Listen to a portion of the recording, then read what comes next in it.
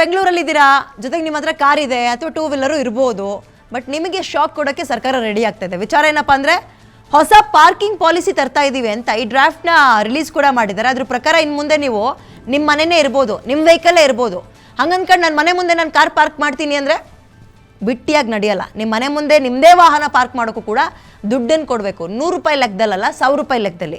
ಸ್ವಂತ ಮನೆ ಇರಲಿ, ಬಾಡಿಗೆ ಮನೆಯೇ ಇರಲಿ, ನಿಮ್ಮ ಕಾರ್ ಅಥವಾ ಬೈಕನ್ನು ಹೊರಗಡೆ ಪಾರ್ಕ್ ಮಾಡಬೇಕು ಅಂದರೆ ವರ್ಷಕ್ಕೆ ಏನಿಲ್ಲ ಅಂದರು 15,000ದಿಂದ 25,000 ತನಕ ಕೊಟ್ಟು, ಅಂದರೆ ನೀವು ಇನ್ಶೂರೆನ್ಸ್ ಹಣ ಕಟ್ತಿರಲ್ಲ ಹಾಗೆ ಅಷ್ಟೇ ಅಮೌಂಟ್ ಆಗುತ್ತೆ. ಇದಕ್ಕೂ ಇನ್ನೇನು ಪರ್ಮಿಟನ್ನು ತಗೊಳ್ಬೇಕಾಗುತ್ತೆ. ಇನ್ನು ಮುಂದೆ ರಸ್ತೆ ಅಕ್ಕಪಕ್ಕದಲ್ಲಿ ಪಾರ್ಕ್ ಮಾಡೋ ಹಾಗಿಲ್ಲ, ಅದಕ್ಕೂ ಕೂಡ ದುಡ್ಡು ಕಟ್ಟಬೇಕು. ರಸ್ತೆಗಳ ಆಧಾರದಲ್ಲಿ ಪಾರ್ಕಿಂಗ್ ಶುಲ್ಕ ಕೂಡ ಬೇರೆ ಬೇರೆ ಆಗುತ್ತೆ. ರಸ್ತೆಗಳನ್ನು A category, B category, C category ಅಂತ ಡಿವೈಡ್ ಮಾಡ್ತಾರಂತೆ.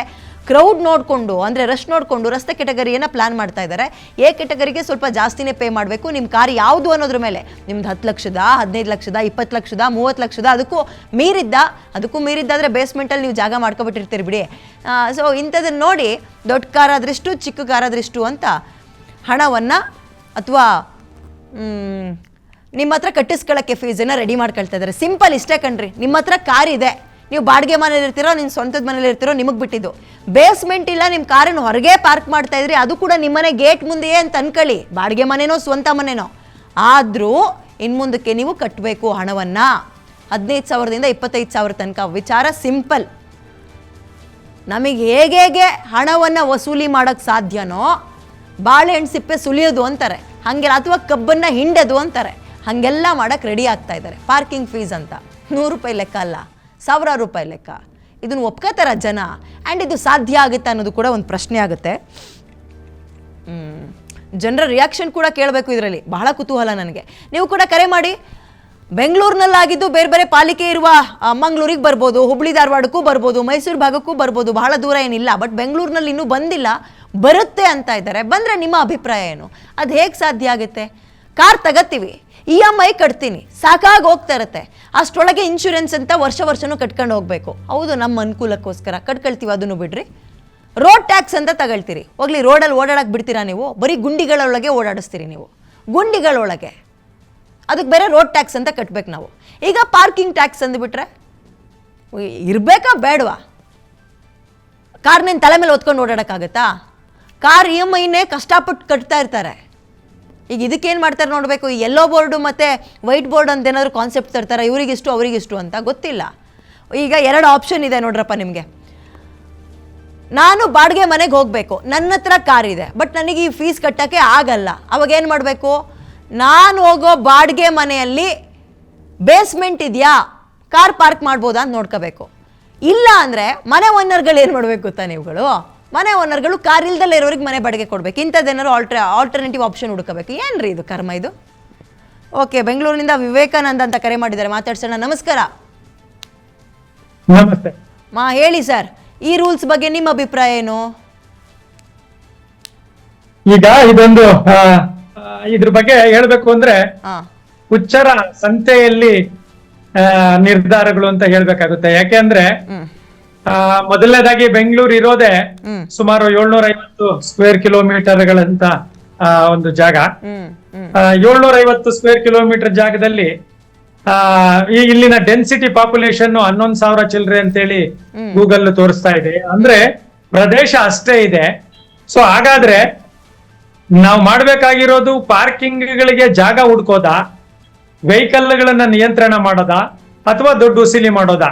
ಇದನ್ನ ನಾವು ಮುಖ್ಯವಾಗಿ ನೋಡ್ಬೇಕಾಗುತ್ತೆ. ಅಂದ್ರೆ ಇಡೀ ವ್ಯವಸ್ಥೆಯಲ್ಲಿ ನನಗೆ ಅನ್ಸೋದೇನು ಅಂದ್ರೆ, ಸರ್ಕಾರಗಳು ಜನರನ್ನ, ಈಗ ಉದಾಹರಣೆಗೆ ಅದಕ್ಕೆ ಸೂಕ್ತ ಉದಾಹರಣೆ ಅಂದ್ರೆ ಈ ಡ್ರಿಂಕ್ಸ್ ಬಗ್ಗೆ, ಮ್ಯಾನುಫ್ಯಾಕ್ಚರಿಂಗ್ ಮಾಡೋದು ಅವ್ರೆ, ಸೇಲ್ ಮಾಡೋದು ಅವ್ರೆ, ಕುಡಿಸೋದು ಅವ್ರೆ, ತಿರ್ಗಾ ಡ್ರೈವಿಂಗ್ ಮಾಡೋವಾಗ ಪೆನಾಲ್ಟಿ ಹಾಕೋದು ಅವ್ರೆ. ಅಂದ್ರೆ ಒಂದು ಇದರಿಂದ ಎಷ್ಟು ಸಾಧ್ಯವೋ ಅಷ್ಟು ಆದಾಯ ಪಡೆಯೋದು. ಅದೇ ರೀತಿ ಈಗ ಇದು ಅದೇ ತರ ಆಗುತ್ತೆ. ನಾವೀಗ ನೀವಾಗ್ಲೇ ಹೇಳ್ದಂಗೆ ಅದ್ರಲ್ಲಿ ಎಷ್ಟು, ಇದ್ರಲ್ಲಿ ಎಷ್ಟು, ಏನು ಇದಕ್ಕೆ ಪರಿಹಾರ ಅನ್ನೋದು ಖಂಡಿತವಾಗ್ಲೂ ಆ ರೀತಿ ಒಂದು ಕಾನೂನಿನ ವ್ಯಾಪ್ತಿಯ ಪರಿಹಾರ ಅಲ್ಲ. ಇದೊಂದು ಸಮಗ್ರವಾಗಿ ಆಗಬೇಕಾದಂತದ್ದು. ಯಾಕಂದ್ರೆ ವೆಹಿಕಲ್ ಅವ್ರ ಹತ್ರನೂ ಮಾತಾಡ್ಬೇಕಾಗುತ್ತೆ, ಮ್ಯಾನುಫ್ಯಾಕ್ಚರ್ ಹತ್ರ. ಯಾಕಂದ್ರೆ ದಿನಕ್ಕೆ 2,000 ವೆಹಿಕಲ್ಗಳು ಬಂದ್ರೆ ಪ್ರದೇಶ ಅಷ್ಟೇ ಇರುತ್ತೆ, ಭೂ ಪ್ರದೇಶ ಯಾವತ್ತೂ ವಿಸ್ತಾರ ಆಗಲ್ಲ.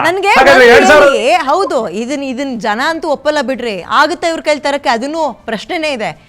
ಈ ರೋಡ್ ಟ್ಯಾಕ್ಸ್ ಅಂತ ಕಟ್ಟಿ ಬರೀ ಗುಂಡಿಗಳಲ್ಲೇ ಓಡಿಸಾಡಿಸ್ತಾರಲ್ಲ, ನಮ್ಮನ್ನ ಓಡಾಡಕ್ ಮಾಡ್ತಾರಲ್ಲ, ಆಮೇಲೆ ಆ ಗುಂಡಿಗಳಲ್ಲೇ ಆಕ್ಸಿಡೆಂಟ್ಗಳಾಗಿ ಜನ ಸಾಯ್ತಾರಲ್ಲ, ಇದ್ರ ಹೊಣೆ ಯಾರು ಹೊಡ್ಕೋಬೇಕು? ಮನೆಯವರ? ಅದೇ ಅದನ್ನೇ ಹೇಳ್ತಾ ಇರೋದು, ಇದೊಂಥರ ಆಡಳಿತಾತ್ಮಕವಾಗಿ ಕುಸಿದು ಹೋಗಿದೆ. ಇದನ್ನ ಸರಿ ಬೆಂಗಳೂರಿನ ಕೆಪಾಸಿಟಿ ರೂಲ್ಸ್ ಮಾಡೋದಾ? ದುಡ್ಡನ್ನ ಹೆಂಗ್ ಬೇಕು ವಸೂಲಿ ಮಾಡಕ್ ಮುಂದಾಗ್ಬಿಡದ? ಬರ್ತೀನಿ ರೀ, ನಾನು ನಿಮ್ಮ ಹತ್ರ ಮಾತಾಡ್ತೀನಿ. ಗಿರೀಶ್ ಅಂತ ಒಬ್ರು ಹಾವೇರಿಯಿಂದ ಕರೆ ಮಾಡಿದ್ದಾರೆ, ಮಾತಾಡ್ತೀನಿ. ನಮಸ್ಕಾರ ಗಿರೀಶ್ ಅವರೇ. ಮೇಡಮ್ ನಮಸ್ತೆ ಮೇಡಮ್. ಏನ್ ಅನ್ಸುತ್ತೆ, ಹಾವೇರಿಲೇ ಇರೋದಾ ಅಥವಾ ಬೆಂಗಳೂರಲ್ಲಿ ಇರೋದಾ ನೀವು?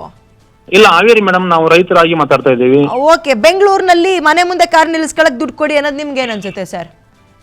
ಏನ್ ಅನ್ಸುತ್ತೆ ಮೇಡಮ್, ಎಲ್ಲ ನೋಡ್ತಿರಲ್ಲ ರಸ್ತೆ ಗುಂಡಿ ಎಲ್ಲ ನೀವೆಲ್ಲ, ರಸ್ತೆ ಗುಂಡಿ ಬೆಳಗ್ಗೆ ಎಲ್ಲ ನೋಡ್ತಿರಲ್ಲ ನೀವು. ಹಾ ಅಲ್ಲ, ಇಲ್ಲಿ ಕಾರ್ನ ಸಾಲ ಮಾಡಿ ತಗೊಂಡಿರ್ತಾರೆ, EMI ಕಟ್ತಾ ಇರ್ತಾರೆ, ಗುಂಡಿ ಬಿದ್ದಿರೋ ರೋಡಿಗೂ ರೋಡ್ ಟ್ಯಾಕ್ಸ್ ಅಂತ ಕಟ್ತೀವಿ, ಇನ್ಶೂರೆನ್ಸ್ ಅಂತ ತಗೊಳ್ಬೇಕಂತೆ. ಆಮೇಲೆ ಇನ್ನೊಂದು ಇದನ್ನು ಕಟ್ಬಿಡಿ ಅಂದ್ರೆ ಭಾರ ಆಗಲ್ವಾ ಜನಕ್ಕೆ? ಜನ ದಡ್ರು ಅಂತನ ಪ್ರಶ್ನೆ ಮಾಡಲ್ಲ ಅಂತನ ಯಾಕೆ ಹಿಂಗ್ ಮಾಡ್ಬೋದು ಇವ್ರಗಳ ನಿರ್ಧಾರ? ರೋಡ್ ಟ್ಯಾಕ್ಸ್ ಕಟ್ತಾ ಇದ್ದೀವಿ ತಾನೆ. ರೋಡ್ ಟ್ಯಾಕ್ಸ್ ಕಟ್ತಾ ಇದ್ದೀವಿ, ಮತ್ತೆ ಒಂದ್ ದಿನ ರೋಡ್ ಟ್ಯಾಕ್ಸ್ ಇದಾದ್ರೆ ಫೈನ್ ಹಾಕ್ತಾರೆ ಪೊಲೀಸರು. ಹೌದು, ಫೈನ್ ಹಾಕ್ತಾರೆ. ಏನಪ್ಪ ಇವ್ರು ಆಡಿದ್ದೆ ಆಟ, ಇವ್ರು ಮಾಡಿದ್ದೆ ರೂಲ್ಸ್. ಎನಿವೆ ಥ್ಯಾಂಕ್ ಯು ಕರೆ ಮಾಡಿದಕ್ಕೆ. ಕಿಶೋರ್ ಅಂತ ಮಾತಾಡಿ ಮಾತಾಡಿ ಮಾತಾಡಿ ಮಾತಾಡಿ ಮಾತಾಡಿ. ರೈತರು ಏನ್ ಮಾಡ್ತಾ ಇದಾರೆ, ಒಂದ್ ಬೆಳೆ ವಿಮೆ ಬರ್ತಾ ಇಲ್ಲ. ಅಲ್ಲ ಹೌದು ಸರ್, ರೈತರ ಬಗ್ಗೆ ಇವತ್ತು ಕಾನ್ಸೆಪ್ಟ್ ತಗೊಂಡಾಗ ನಾವು ಮಾತಾಡೋಣ. ಇವತ್ತು ವೆಹಿಕಲ್ ಪಾರ್ಕಿಂಗ್ ಬಗ್ಗೆ ಮಾತಾಡ್ತಾ ಇದ್ದೀನಿ. ಥ್ಯಾಂಕ್ ಯು ಕರೆ ಮಾಡಿದಕ್ಕೆ. ಕಿಶೋರ್ ಅಂತ ಬೆಂಗಳೂರಿನಿಂದ ಕರೆ ಮಾಡಿದ್ದಾರೆ. ಕಿಶೋರ್ ಅವರೇ ನಮಸ್ಕಾರ. ಕಿಶೋರ್, ನನ್ನ ಧ್ವನಿ ಕೇಳಿಸ್ತಾ ಇದೆಯಾ? ನಮಸ್ತೆ. ಓಕೆ, ಕರೆ ಕಟ್ ಆಗಿದೆ, ಪರವಾಗಿಲ್ಲ. ಇದು ಅರ್ಥನೇ ಆಗ್ತಾ ಇಲ್ಲ, ತಲೆ ಬುಡ ಇಲ್ದೆಲ್ಲ ಇರೋ ರೀತಿಯಲ್ಲಿ ಸುಮ್ಮನೆ ಎಲ್ಲದಕ್ಕೂ ದುಡ್ಡು ದುಡ್ಡು ಅಂದರೆ ಒಂದು ಸಿಂಪಲ್ ಅಪ್ಪ, ಆಯಿತು ಕಾರ್ ತಗೊಂಡಿದ್ದೀನಿ, ನಾನು ಬಾಡಿಗೆ ಮನೇಲಿದ್ದೀನಿ, ಬಾಡಿಗೆ ಮನೆನೋ ಸ್ವಂತ ಮನೆನೋ, ಮನೆ ಹತ್ರ ಪಾರ್ಕಿಂಗ್ ಇಲ್ಲ, ಮನೆ ಮುಂದೆನೇ ನಿಂತ್ಕೋಬೇಕು, ನನಗೆ 25,000 ಕಟ್ಟಕ್ಕಾಗಲ್ಲ, ಏನು ಮಾಡಲಿ? ತಲೆ ಮೇಲೆ ಹೊತ್ಕೊಂಡು ಓಡಾಡ್ಲಾ? ಒಟ್ಟು ಗಾಡಿ ತಗೊಂಡ್ಮೇಲೆ ಅದು ಓಡಾಡ್ತಾನೆ ಇರಬೇಕು, ಪಾರ್ಕಿಂಗ್ ಅಂತ ಮಾಡೋಕ್ಕೆ ಹೋಗ್ಬಾರ್ದು, ನಿಲ್ಲಿಸ್ಬಾರ್ದು. ನಿಲ್ಸಿರ್ ದುಡ್ಡು ಅಂತ ಕೇಳ್ತೀರಿ, ರೋಡ್ ಸೈಡಲ್ಲಿ ನಿಲ್ಸಿರ್ ದುಡ್ಡು ಆಯಿತು.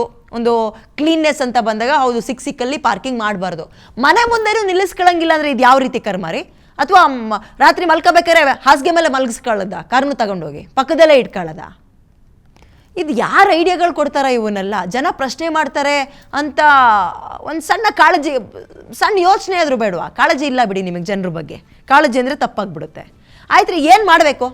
ತಗೋಬಾರ್ದಾ? ಬೆಂಗಳೂರಿನಿಂದ ಕಿಶೋರ್ ಅಂತ ಕರೆ ಮಾಡಿದ್ದಾರೆ. ನಮಸ್ಕಾರ ಕಿಶೋರ್. ರೂಲ್ಸ್ ಬಹಳ ಹೋಪ್ಲೆಸ್ ಮೇಡಮ್ ಇದು. ರೂಲ್ಸ್ ಯಾಕಂದ್ರೆ ನಾನು ಸುಮಾರು ಒಂದು 60 ವರ್ಷದಿಂದ ಬೆಂಗಳೂರಲ್ಲೇ ಇದ್ದೀನಿ. ಇದು ಮನೆ ಮುಂದೆ ಚಿಕ್ಕ ಚಿಕ್ಕ ಮನೆಗಳ ಮುಂದೆ ಹೆಂಗ್ ನಿಲ್ಲಿಸ್ತಾರೆ ಮೇಡಮ್? 20/30, 20/40 ಜಾಗ ಮನುಷ್ಯರಿಗೆ ಇರೋದಕ್ಕೆ ಜಾಗ ಇಲ್ಲ, ಅದ್ರ ಮೇಲೆ ಜಾಗ ಇಲ್ಲ ಅಂತೇಳಿ ಮನೆ ಮುಂದೆ ನಿಲ್ಲಿಸ್ತಾರೆ. ಅದ್ರ ಮೇಲೆ ನೀವು ಕಿತ್ಕೊಳ್ತೀರ ಅಂದ್ರೆ ಹೆಂಗ್ ಸಾಧ್ಯ? ಇಲ್ಲಿ ಇಷ್ಟ ದಿನ ಕಸಕ್ಕೂ ದುಡ್ಡು ಅಂದ್ರು, ಆಯ್ತು ಬಿಡ್ರಪ್ಪ ಅಂತ ಸುಮ್ನಾದ್ವಿ. ಕಾರಿಗೂ ದುಡ್ಡು ಅಂದ್ರೆ ಎಲ್ ತರೋಣ? ಜೀವನ ಹೆಂಗ್ ಮಾಡೋಣ? ಕಾರ್ ಇದೆಯಾ ನಿಮ್ಮ ಮನೇಲಿ ಸರ್? ಕಾರ್ ಇದೆ ಮೇಡಮ್, ಚಿಕ್ಕ ಕಾರ್ ಇಟ್ಕೊಂಡಿದೀನಿ ಒಂದು 20 ವರ್ಷದಿಂದ, ಅದೇ ಗಾಡಿ. ಹಂಗನ್ಕಂಡೆ ನಿಮಗೆ ಬಿಡಲ್ಲ, 20 ವರ್ಷದ ಹಳೆದು ಚಿಕ್ಕ ಕಾರ್ ಅಂತ 15,000ದಿಂದ ಶುರು ಮಾಡ್ತಾರ ಅವರು. ಓಕೆ, ಎನಿವೆ ಕರೆ ಮಾಡಿದಕ್ಕೆ ಥ್ಯಾಂಕ್ ಯು. ಕುಮಾರಿ ಅಂತ ಮತ್ತೊಬ್ರು ಕರೆ ಮಾಡಿದ್ದಾರೆ ಬೆಂಗಳೂರಿನಿಂದ. ನಮಸ್ಕಾರ ಮೇಡಮ್. ನಮಸ್ಕಾರ ಮೇಡಮ್. ಏನಂತೀರಾ? ಬೆಂಗಳೂರಿನವರಾಗಿ ಮನೆ ಮುಂದೆ ಕಾರ್ ನಿಂತಾಗ ದುಡ್ಡು ಕೊಡ್ರಿ ಅಂತ ಕೇಳೋದಕ್ಕೆ ಏನಂತೀರಾ ನೀವು? ನಾವು ಕಾರ್ ಇಟ್ಕೊಂಡಿಲ್ಲ, ಬಡವ್ರುಗಳು. ನಾವು ಕೆಲ್ಸಕ್ಕೆ ಹೋಗಕ್ಕೆ ಅಂತ ಒಂದು ಗಾಡಿ ಇಟ್ಕೊಂಡಿರ್ತೀವಿ. ನಮ್ಮ ಮಕ್ಳು ಕೆಲ್ಸಕ್ಕೆ ಹೋಗಕ್ಕೆ ಅಂತ ತರೋದ್ 15,000 ಸಂಬಳ. ನಾವು ಬಾಡಿಗೆ ಕಟ್ಕೊಂಡು ಪೆಟ್ರೋಲ್ ಹಾಕೊಂಡು ಇವ್ರು ಮಾಡೋ ಹಲ್ಕ ಕೆಲ್ಸಗಳಿಗೆಲ್ಲ ತಲೆ ಕೊಟ್ಕೊಂಡು ನಾವು ಜೀವನ ಮಾಡೋ ಆಸ್ತಿ ಇಲ್ಲ, ಮನೆ ಇಲ್ಲ ನಾವುಗಳು. ಹೆಂಗೆ ಮೇಡಮ್ ನಾವು ಜೀವನ ಮಾಡೋದು? ಬಡವ್ರ ತಲೆ ಹೊಡಿಯೋದಲ್ಲ ಇದು. ಇರೋರ್ಗೆ ಮಾಡ್ಲಿ, ಶ್ರೀಮಂತರುಗಳು ಮಾಡ್ಲಿ, ಕಾರು ಬೇಕಾದಷ್ಟು ಇಟ್ಕೊಂಡಿರೋರ್ಗ್ ಮಾಡ್ಲಿ. ನಾವು BPL ಕಾರ್ಡ್ ಅವ್ರು ಸೊಸೈಟಿಲಿ ಕೊಟ್ರೆ ತಿಂತೀವಿ, ಇಲ್ಲಾಂದ್ರೆ ಗಂಜಿ ಕುಡಿತೀವಿ. ವಿಧಿ ಇಲ್ಲ, ಜೀವನ ಮಾಡ್ಲೇಬೇಕು, ವಿಧಿ ಇಲ್ಲ ನಮ್ಗೆ. ಕರೆಕ್ಟ್, ಜೀವನ ಮಾಡ್ಬೇಕು. 15,000 ಸ್ಯಾಲ್ರಿ ಏನ್ ಮಾಡಕ್ಕಾಯ್ತದೆ ಹೇಳಿ? ಈಗ ನಂಗೆ 60 ವರ್ಷ, ನನ್ ಮಗ ಇರೋನೊಬ್ಬ. ಆಸ್ತಿ ಮನೆ ಇಲ್ಲ ಅಂತ ನನ್ ಮಗನಿಗೆ ಹೆಣ್ಣು ಕೊಡ್ಲಿಲ್ಲ, ಮದ್ವೆನೂ ಆಗ್ಲಿಲ್ಲ. 16 ಕಾಯಿಲೆಗಳು ನಮ್ಗೆ, ಸಂಬಂಧಿಕರು ಇಲ್ಲ, ನೋಡ್ಕೊಳ್ಳೋರಿಲ್ಲ. ಈಗ 15,000 ಸಂಬಳದಲ್ಲಿ ನಾವು ಮನೆ ಬಾಡಿಗೆ ಕಟ್ಕೊಂಡು ನೀರು ಬಿಲ್ ಕೊಟ್ಕೊಂಡು ಕರೆಂಟ್ ಏನೋ ಫ್ರೀ. ಈಗ ಕಾಂಗ್ರೆಸ್ ಸರ್ಕಾರ 2 ಗಂಟೆ ಫ್ರೀ ಕೊಡ್ತಾರೆ, 2,000 ಕೊಡ್ತಾರೆ. ಆಮೇಲೆ ನಮ್ ಜೀವನ 2 ವೀಲರ್ ಸಾಲ ಸೋಲ ಮಾಡಿ ಅಡ್ವಾನ್ಸ್ ಕೊಟ್ಟು ಅದನ್ನ EMI ಒಂದು 2 ವರ್ಷಕ್ಕೆ ಹಾಕಿಸ್ಕೊಂಡು ಹಿಂಗೋ ಕಷ್ಟಪಟ್ಟು ಕಟ್ಟಿರ್ತೀವಿ, ತಿಂದಿರಕ್ಕಿಲ್ಲ, ಉಂಡಿರಕ್ಕಿಲ್ಲ. ಅದಕ್ಕೂ ಕೊಡಿ ಅಂತ ಹೇಳಿ ಓನರ್ ಕಲ್ಸಿನ್ಗೆ ಕಸದಿಂದ ದುಡ್ಡು ಕೊಡಿ ಅಂತ ಶುರುವಾಗಿದ್ದು ಕಾರ್ ತನಕ ಬಂದ್ ನಿಂತಿದೆ ಅಂದ್ರೆ ಏನ್ ಹೇಳೋಣ ಹೇಳಿ? ಓನರ್ಗಳಿಗೆ, ಆಸ್ತಿ ಮನೆ ಇರೋರ್ಗೆ, ರಾಜಕಾರಣಿಗಳಿಗೆ, ಸಿನಿಮಾದವ್ರಿಗೆ, ಬಿಸ್ನೆಸ್ ಮ್ಯಾನ್ಗಳಿಗೆ ಏನಾರ ಮಾಡ್ಕೊಳ್ಳಿ ಮೇಡಮ್, ಬಡವ್ರನ್ನ ಬಿಟ್ಬಿಡ್ಲಿ ಬದುಕಕ್ಕೆ.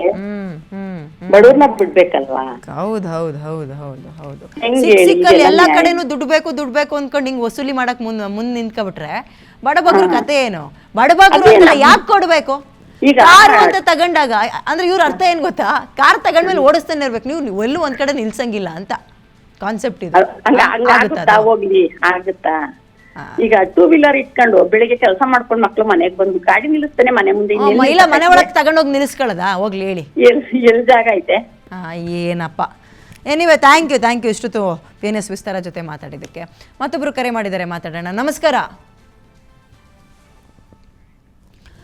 ಓಕೆ, ಕರೆ ಕಟ್ಟಾಗಿದೆ. ಇದು ಅರ್ಥ ಆಗ್ತಿಲ್ಲ ರೀ.